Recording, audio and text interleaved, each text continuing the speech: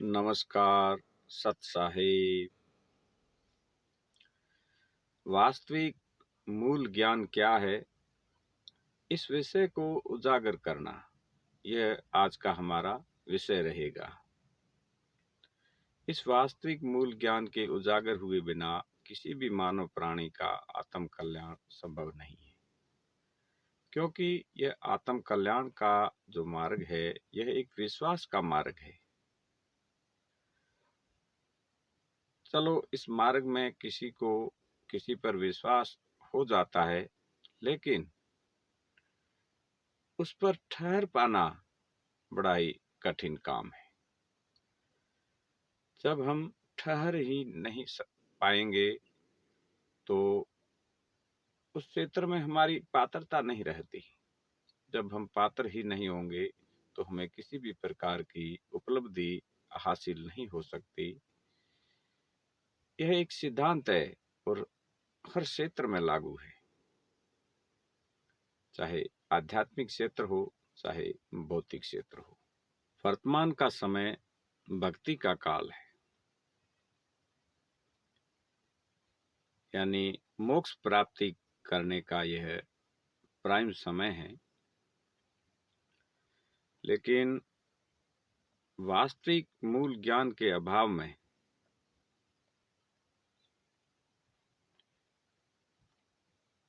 एक मूल ज्ञान नाम से भूल ज्ञान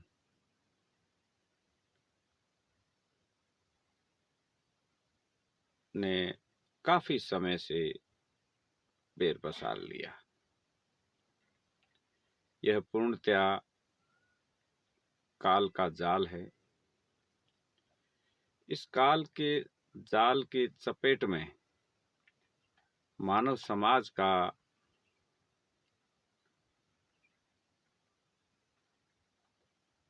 कुछ हिस्सा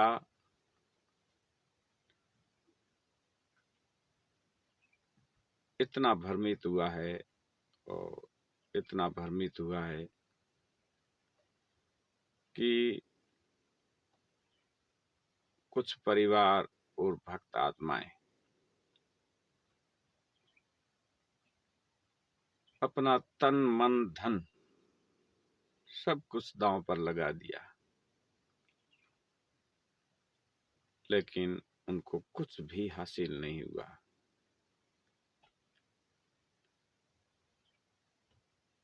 यहाँ तक कि उनका वास्तविक जो भौतिक जीवन था उससे भी ऊब चुके हैं।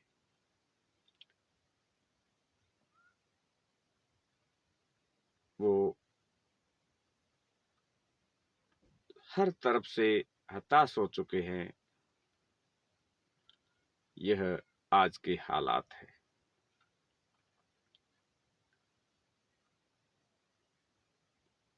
फिर भी परमात्मा ने दया की है। इस दास के माध्यम से भटके हुए उन सभी मानव समाज और अन्य समाज को एक नई दिशा मिलेगी, जिससे संपूर्ण मानव समाज अपने अनमोल मानव जीवन के वास्तविक उद्देश्य की ओर पुनः अग्रसर होंगे और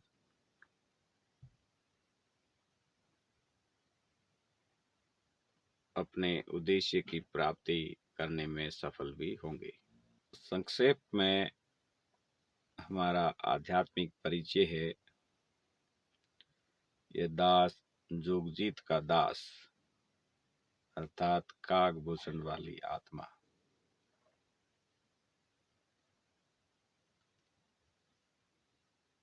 जो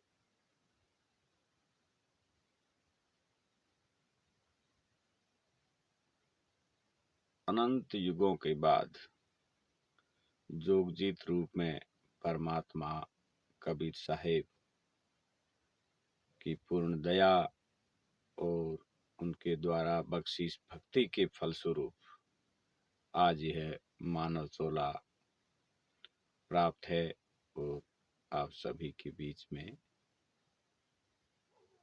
हूँ।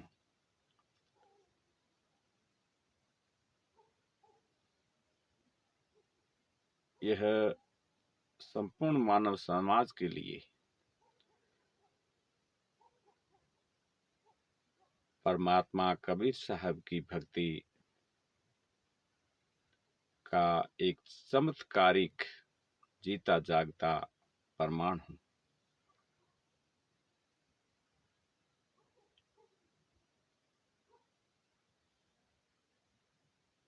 वैसे तो इस दास की आत्मकथा बहुत ही विस्तृत और विचित्र है। अगले एपिसोडों में बताएंगे।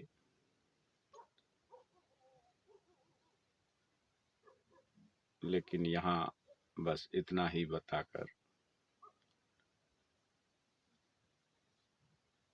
जानकारी देना चाहा है।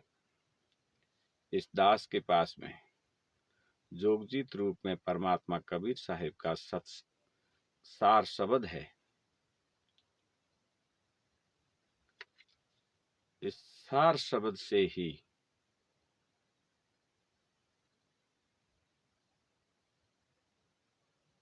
इस दास को दिव्य दृष्टि प्राप्त है, जिससे यह मूल ज्ञान, जिसमें परमात्मा का चरित्र है, उनके अंश वंश आदि का ज्ञान, यह सब उजागर करने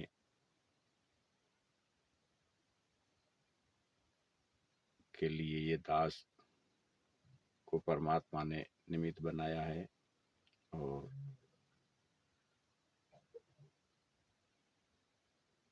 सार शब्द से प्राप्त दिव्य दृष्टि से ही यह सब कुछ संभव हो रहा है। यह परमात्मा की दया है। दास का इसमें कोई श्रेय नहीं है। परमात्मा की जो कुछ भी हो रहा है परमात्मा की रजा से हो रहा है। मूल ज्ञान में क्या है? मूल ज्ञान में परमात्मा का चरित्र और लीलाएं हैं और परमात्मा का अंश यानी देही गुरु और उनका वंश यानी वचन पुत्र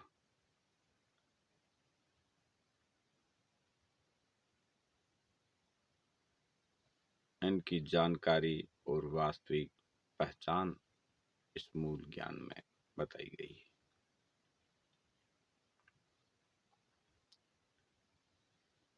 वैसे तो 3 युगों का जो मूल ज्ञान है वो कबीर सागर में स्पष्ट है, लेकिन इस कलयुग का जो मूल ज्ञान है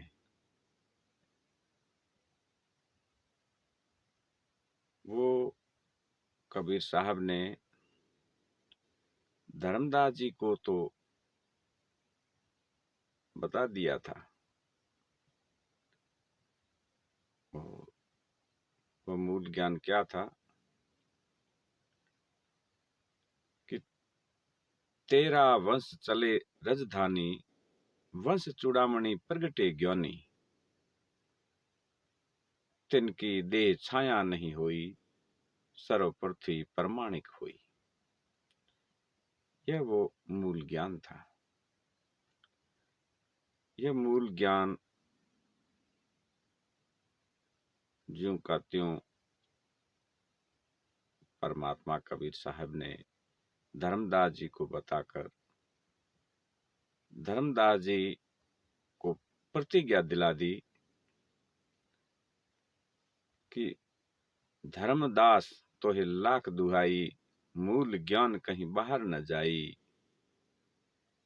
मूल ज्ञान तब लग छुपाई, द्वादश पंथ मिट न जाई।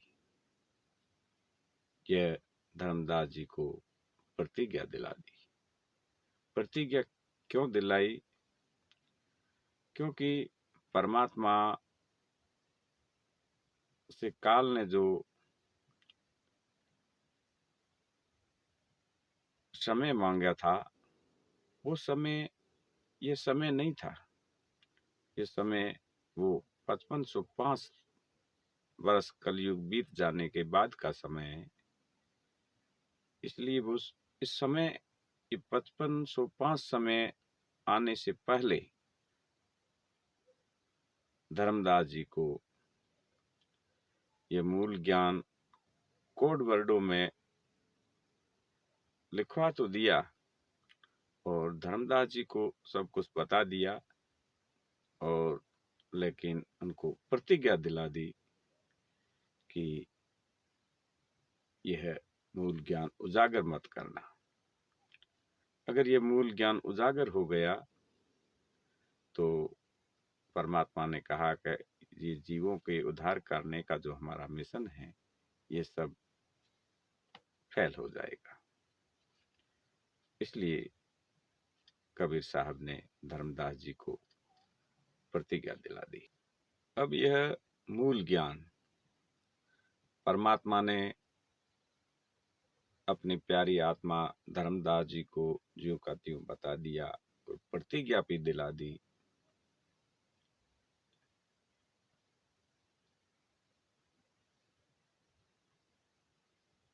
लेकिन अब वो समय भी आ गया। 5505 वर्ष कलयुग के बाद का अब ये वर्तमान समय चल रहा है। तो ये मूल ज्ञान फिर उजागर कैसे होगा? इसके लिए भी परमात्मा ने, कबीर साहब ने धर्मदास जी से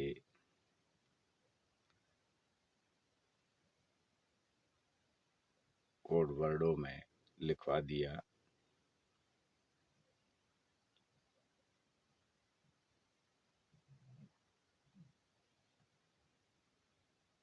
नास केतु नकीब हमारा, उदालक मुनि करे जुहारा, काग भूषण छत्र के आगे, गंधर्व करत है रागे। इस वाणी में इस दास का जिक्र है।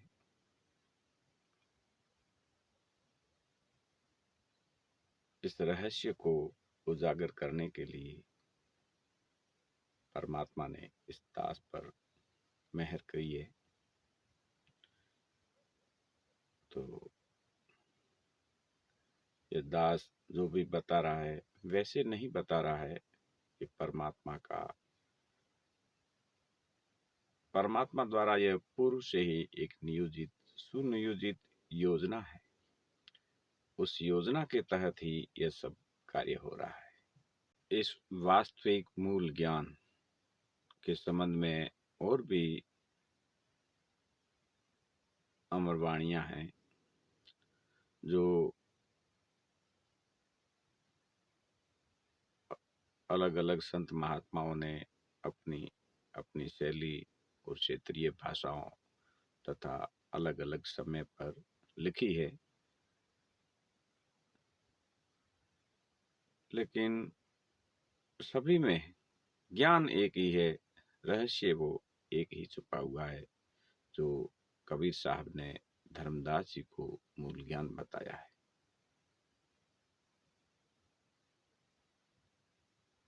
इन सभी वाणियों का यथार्थ त्यों का त्यों उजागर किया जाएगा। अब ये सब कुछ इस एक वीडियो में संभव नहीं है।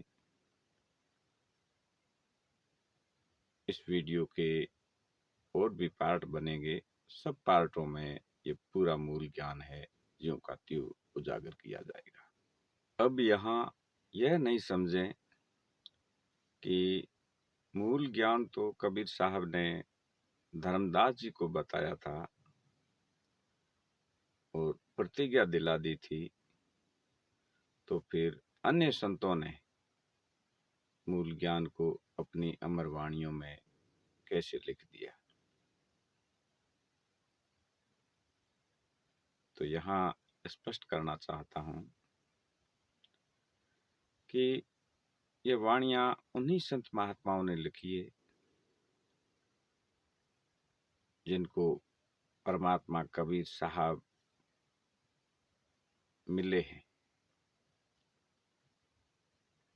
और उनको संकेत रूप में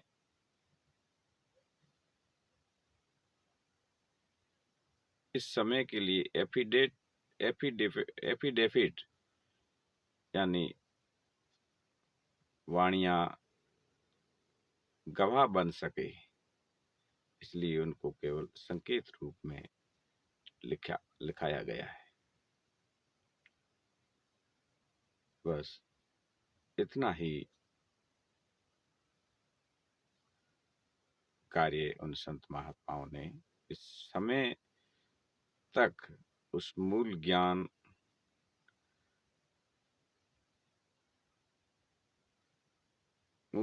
के विषय में ये वाणियां गवाह बनी रहे। बस इतना ही कार्य है। जैसे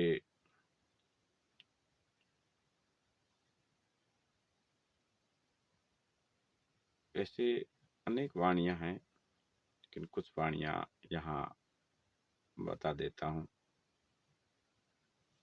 आत्म में परमात्म दर्शे, परमात्म में झाई, झाई में परछाई दर्शे, लखे कबीरा साईं। और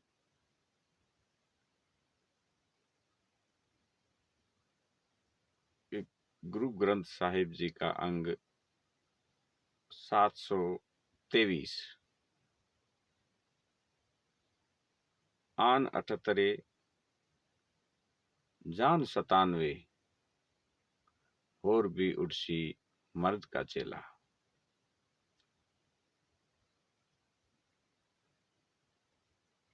एक जगह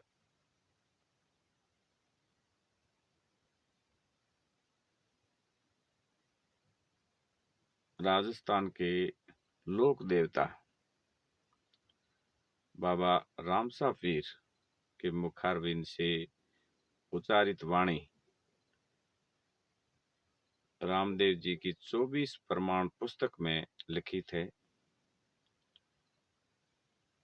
नगर कोट नहीं जाट कहासी, मुखबंद हाक कवि गुण गासी, जिनके घरा भड़ भीम जी आवसी, जत सतरा न्याव आप ही करासी।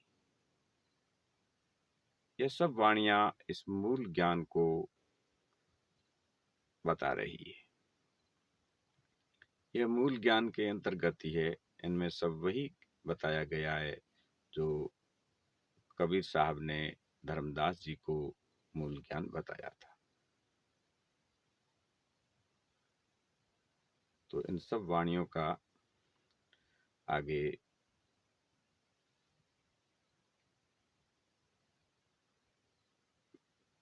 वीडियो के अलग अलग पार्टों में इनका खुलासा किया जाएगा।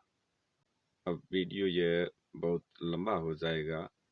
इस वीडियो में देही गुरु के विषय में थोड़ा प्रकाश डालेंगे। उसके बाद में जो भी मूल ज्ञान शेष रहेगा वो अगले वीडियो के पार्टों में निरंतर बताया जाएगा।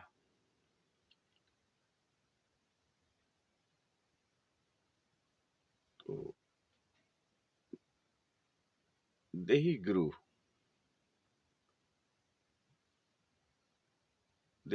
की व्यवस्था परमात्मा कबीर साहब को क्यों करनी पड़ी? देही गुरु की व्यवस्था परमात्मा को इसलिए करनी पड़ी कि जब जोगजीत रूप में कबीर साहब 21वें ब्रह्मांड पर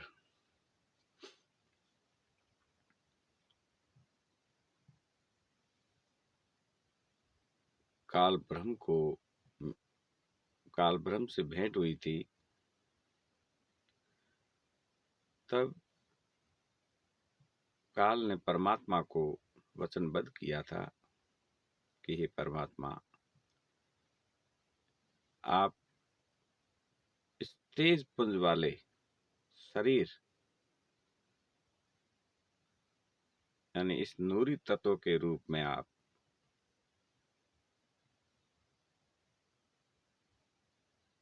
जीवों को नीचे जाकर ज्ञान मत देना, क्योंकि काल को यह पता था कि अगर परमात्मा इस वास्तविक स्वरूप में अगर जीवों के पास में चले जाएंगे तो जीव सभी उन पर आसक्त हो जाएंगे और उनका ज्ञान सुनेंगे और सारा मेरा ये ब्रह्मांड है वो खाली हो जाएगा। इसलिए काल ने छल से परमात्मा को वचनबद्ध कर लिया कि आप इस वास्तविक रूप में जीवों को ज्ञान जाकर मत सुनाना।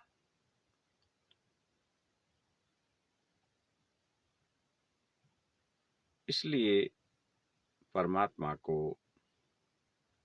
जीवों के उद्धार के लिए देही गुरु की व्यवस्था करनी पड़ी। फिर परमात्मा ने वहां चलकर नीचे ब्रह्मा जी के पास में आए, विष्णु जी के पास में आए और शिव जी भगवान के पास में भी आए।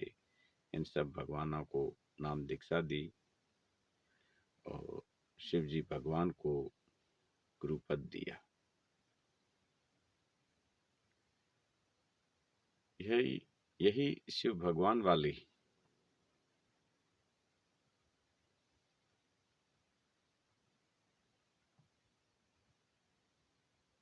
आत्माएं 7 करोड़ आत्माएं हैं।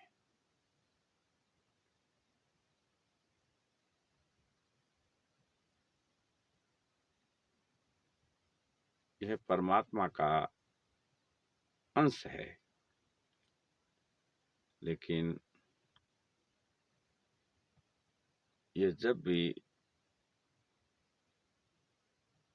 अपना कार्यकाल पूरा करके मनुष्य रूप धारण कर पृथ्वी पर जब आती है तब परमात्मा इनको मिलते हैं और इनको ज्ञान सुनाते हैं। और जो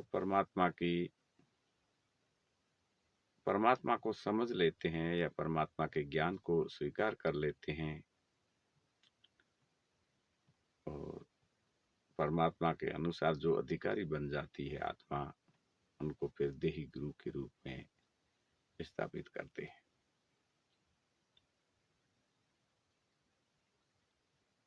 तो देही गुरु को परमात्मा ने क्यों आवश्यकता पड़ी, यह अब समझ में आ गई होगी बात। तो देही गुरु के विषय में परमात्मा ने एक ही समय पर एक ही देही गुरु की व्यवस्था कर रखी है। जैसे सतयुग में सहते जी, त्रेता में बंके जी और द्वापर में चतुर्भुज जी और कलयुग का जो मूल ज्ञान है वो रहस्य युक्त है, वो अब उजागर किया जाएगा। जिस पर बैन लगा हुआ था, तो